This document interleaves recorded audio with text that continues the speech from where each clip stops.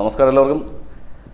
Statistics എന്നുള്ള ചാപ്റ്ററിനകത്തെ വേരിയൻസും standard ഡീവിയേഷനും, അതായത് measures of dispersion എന്നുള്ള ടോപ്പിക്കിൽ വരുന്ന ഒരു ചെറിയ ടോപ്പിക്കാണ് വേരിയൻസും സ്റ്റാൻഡേർഡ് ഡീവിയേഷനും. അതിനെക്കുറിച്ചൊന്ന് നോക്കാം. വേരിയൻസിനെ റെപ്രസെൻ്റ് ചെയ്യാൻ യൂസ് ചെയ്യുന്നത് സിഗ്മ സ്ക്വയർ. ഇത് സ്മോൾ ലെറ്റർ സിഗ്മയാണ് കേട്ടോ.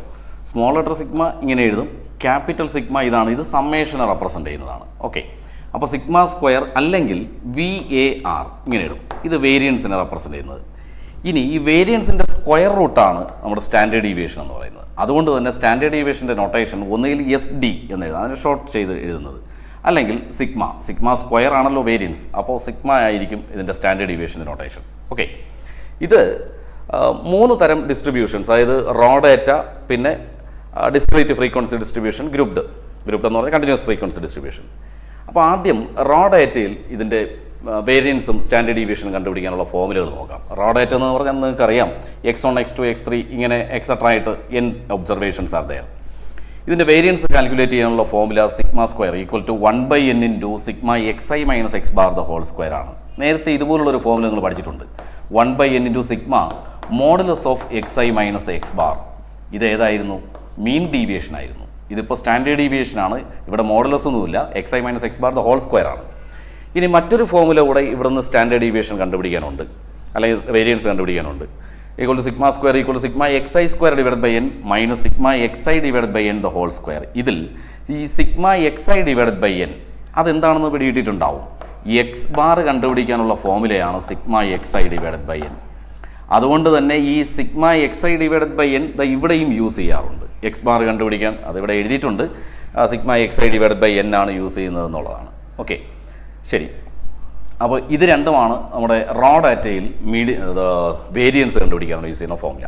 ഇനി സ്റ്റാൻഡേർഡ് ഡീവിയേഷൻ നമ്മൾ ആദ്യമേ പറഞ്ഞു, വേരിയൻസിൻ്റെ സ്ക്വയർ റൂട്ട് എടുത്താൽ മതി. വേരിയൻസ് എന്ത് കിട്ടുന്നോ അതിൻ്റെ സ്ക്വയർ റൂട്ട് എടുത്താൽ മതി. Next, discrete frequency distribution. Discrete frequency distribution ഏത് തരത്തിലായിരിക്കും എന്നുള്ളത് നിങ്ങൾക്കറിയാം.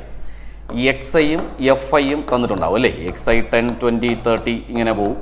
പിന്നെ അതിൻ്റെ കറസ്പോണ്ടിങ് ഫ്രീക്വൻസീസ് 3, 5, 8 അങ്ങനെയൊക്കെ പോവും. അപ്പോൾ ഇങ്ങനെയുള്ള ഡാറ്റ തന്നിരുന്നാൽ വേരിയൻസ് കണ്ടുപിടിക്കാൻ ഒരു ചെറിയൊരു വ്യത്യാസം ഇതിനകത്തുള്ളൂ.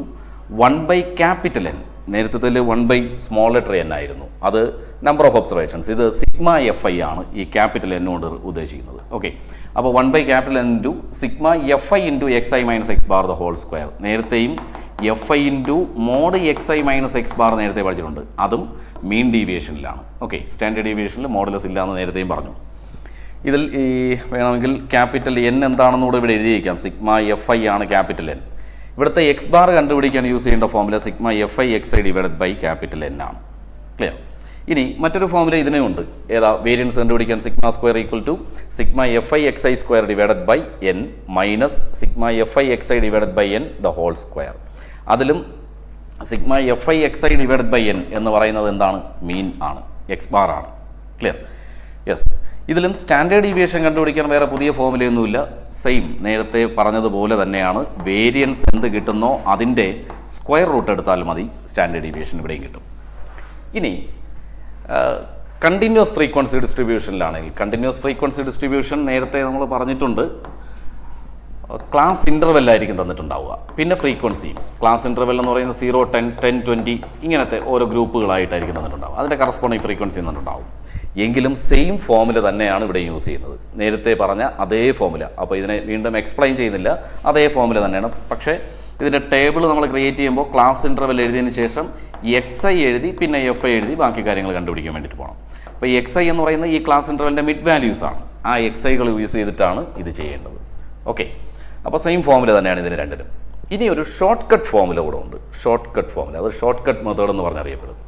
അതിൽ വേരിയൻസ് കണ്ടുപിടിക്കാൻ യൂസ് ചെയ്യുന്ന formula sigma square equal to h square into sigma FI UI square divide by n minus sigma FI UI divide by n the whole square. ഇതിൽ UI എന്ന് പറയുന്നത് xi minus a divide by h ആണ്. നമ്മൾ മുമ്പ് മീൻ കണ്ടുപിടിക്കാൻ short cut method പഠിച്ചിട്ടുണ്ട്. അതിനകത്ത് മീൻ കണ്ടുപിടിക്കുന്നത് എങ്ങനെയായിരുന്നു? മീൻ കണ്ടുപിടിക്കാനുള്ള formula x bar equal to a plus sigma FI into UI divided by capital N. Capital N means sigma FI തന്നെയാണ്, ഇൻറ്റു h. ഇങ്ങനൊരു ഫോമുല ഉണ്ടായിരുന്നു. ഇതിലും ഷോർട്ട് കട്ട് മെത്തേഡിൽ മീൻ കണ്ടുപിടിക്കാൻ ചോദിച്ചാൽ ഈ ഫോമുല തന്നെയാണ് യൂസ് ചെയ്യുന്നത്. പിന്നെ വേരിയൻസ് കണ്ടുപിടിക്കേണ്ട ഫോമുല നമ്മൾ നേരത്തെ പറഞ്ഞു ഇതാണ്. പിന്നെ ഇതിൻ്റെ വേരിയൻസിൻ്റെ സ്ക്വയർ റൂട്ട് എടുത്താൽ കിട്ടുന്നത് തന്നെയാണ് സ്റ്റാൻഡേർഡ് ഡീവിയേഷൻ. ഇതിൽ മാറ്റമൊന്നുമില്ല. സ്റ്റാൻഡേർഡ് ഡീവിയേഷൻ എപ്പോഴും അങ്ങനെ തന്നെയാണ്. ഏത് ഡിസ്ട്രിബ്യൂഷൻ ആണെങ്കിലും സ്ക്വയർ റൂട്ട് എടുത്താൽ മതിയാവും. ക്ലിയർ ആണല്ലോ അല്ലേ? യെസ്.